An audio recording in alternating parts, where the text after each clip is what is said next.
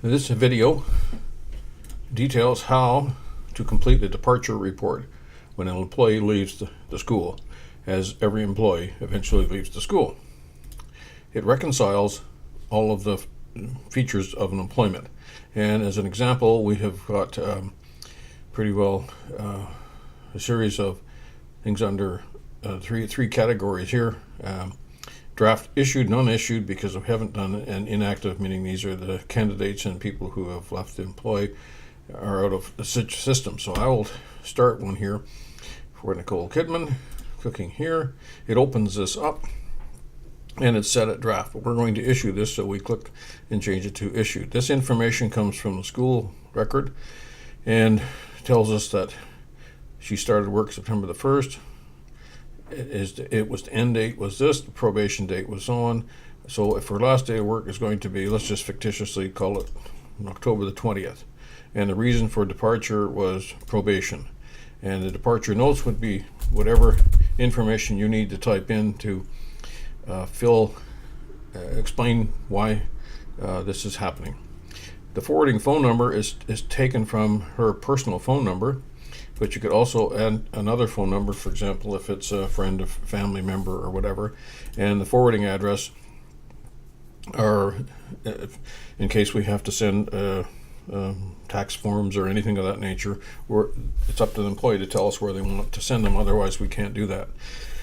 And this will eventually be printed, so signatures are added on the final paper because part of the contract states that you must sign your departure.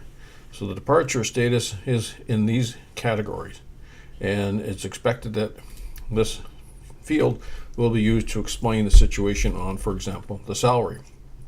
Is if they left in the middle of a month, the calculations for the salary. Then the bonus.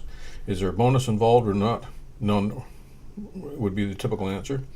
Airfare.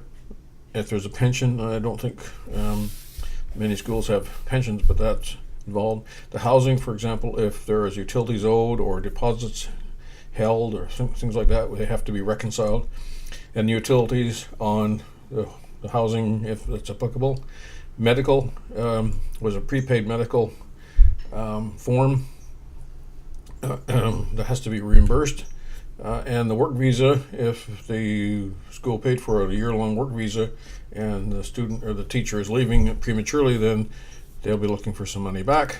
And sometimes there's a penalty involved. For example, if someone just leaves prematurely, they will be charged up to $500 to rehire someone in their position. And then there's a computer loan, is that if they are using a school computer, they have to reconcile and bring it back. And then it lasts as a final calculation. And this could then be issued as a PDF. Oops. Oh yes, and it sent me a note over here on my other screen that said, please update the teacher status, meaning that if they are active, they can't be retained. We must turn them off. So we have to get over here and we'll put them as, what are we going to put them at? Inactive at this point in time. So now we can click the PDF and it will pop up with the PDF, which can then, and it says nothing in it because we didn't fill it in, but then this can be printed and kept on file, and the staff member can have a copy as well.